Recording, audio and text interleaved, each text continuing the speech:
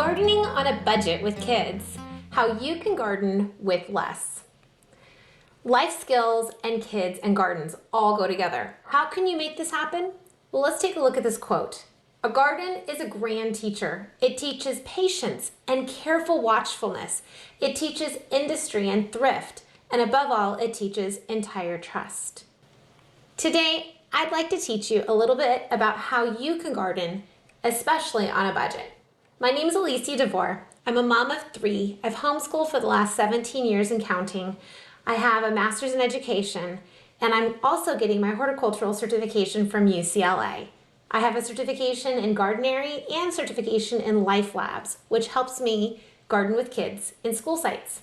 I'm here to help you understand how you can make gardening happen. And it's all come from my experience with my own kids.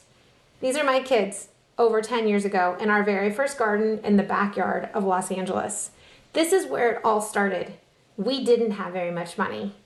And for sure, we didn't know what to do to get started. It started as a very dead garden. Everything I planted in that first garden, oh my goodness, it died. Everything turned yellow, and I had no idea why. But after lots of learning and lots of growing as a family, that didn't happen anymore. And you can see on the other side, the same space and what gardening looked like for us, not more than 6 months later. There's a myth out there that gardening is expensive, that gardening requires a huge, significant financial investment. And for some people, that's how they begin gardening. And when that happens, a lot of times they fail, and then they're stuck with this expensive equipment for gardening. But what does it really cost to have a garden? You need to have a garden space. Even if you live in an apartment, if you have a balcony, that is considered a garden space if you get sun. You need soil, you need plants or seeds, and you need water. The reality is that your garden can be as affordable as you need. The most expensive part of a garden is the setup. So let's talk about your gardening options for the setup. Once you have your setup, once you know where to garden, what you're gardening in, how you're doing it, then everything else just gets easier. Option number 1 is you can start with an in-ground garden. That means you go directly into the ground. This can cost between $10 and $20 because you're basically using a lot of your own strength to use the existing space. So what I mean by that is you get out there and you start digging the soil that is there, and it might be really hard, it might be really clayey, and so you may need some physical activity actually breaking up compact soil, and that might be really compact dirt. The most expensive part about this process is your time and energy. You're also going to want to buy bags of organic compost, which can cost $8 to $10 a bag.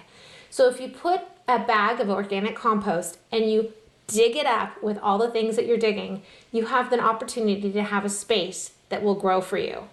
The pros of having this kind of an easy existing space around your house or your home is that your kids can get really active as they learn how to break up the soil for you. The cons are it's very messy and it's extremely dependent on the soil that you have locally and your climate. So if the soil is really, really bad or extremely depleted of nutrients, you may have a hard time growing a garden. But if you can add your compost in, you're paying for organic compost and you're paying for seeds. And that can be a really cheap setup for your first garden. Option number 2 is starting with containers.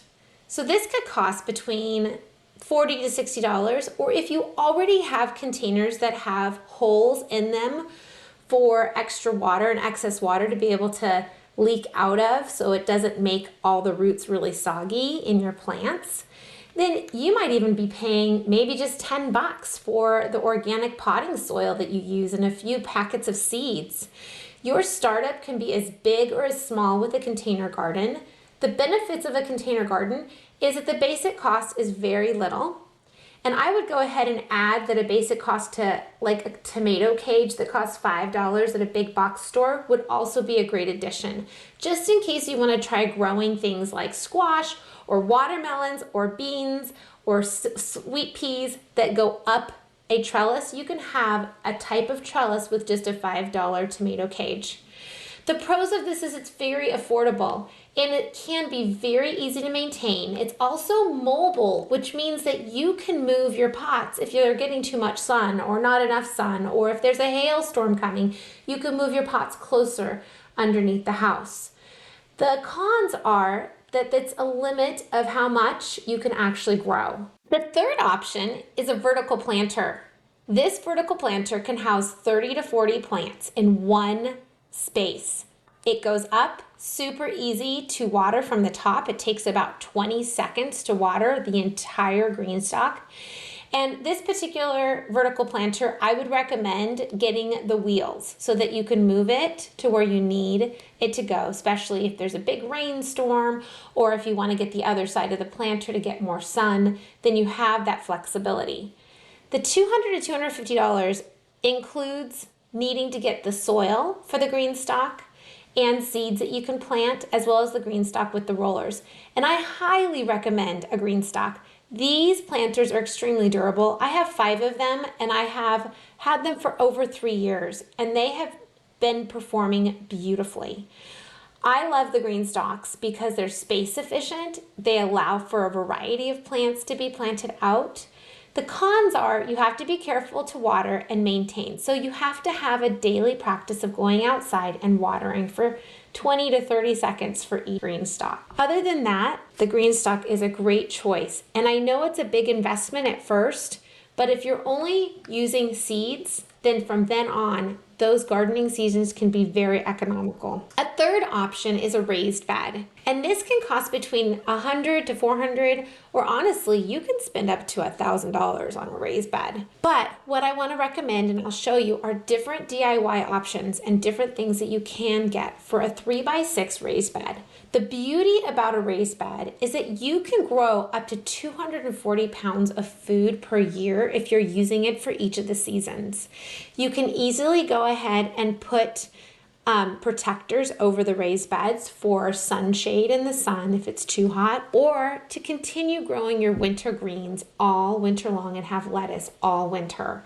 The pros is that they're really easy to use and it's very easy to control the soil quality because you are adding your own potting soil into these raised beds. You can also make them as tall or as short as you want. So if you have limitations with being able to move, then having a taller raised bed might be a great option. If you want your littler kids to be able to get into the garden space, then having it shorter is also a great option. The cons are the requirement for the initial setup of the cost.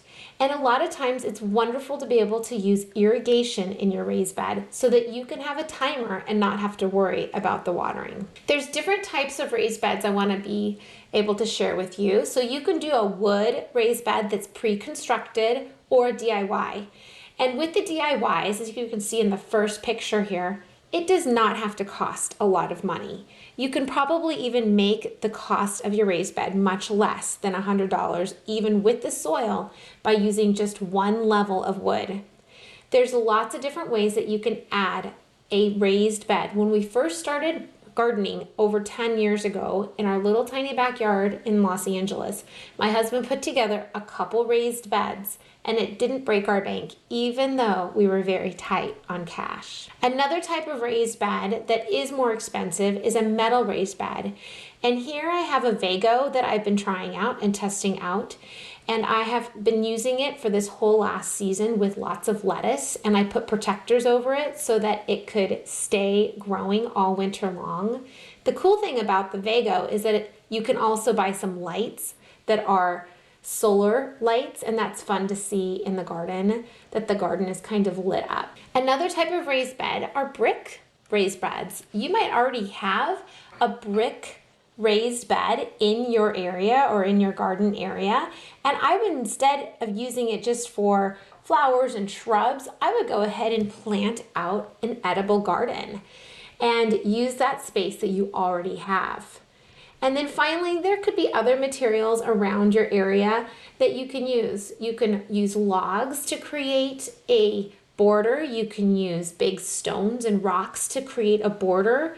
You can do this as a family as you guys are figuring out what type of raised bed garden that you want and can afford. So let's take a quick review. Gardening is affordable and it is very scalable. And what I mean by that is you don't have to have a huge garden to start with. I would definitely start small, and I would grow your confidence with each new plant that you learn to grow.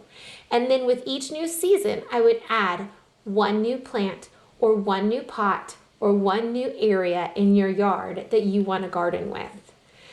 I recommend grabbing the budget sheets that I have here to help that explain the container garden, the in-ground beds, the raised bed garden, and the vertical planter with some pricing to help you, just like we talked about through this presentation. I also want to share with you that I have a simple gardening method for kids and teens, and I love to show families how to garden from nothing to harvest. So even if you've never gardened before, I take you and your family through a 12-week journey of learning how to grow your own food.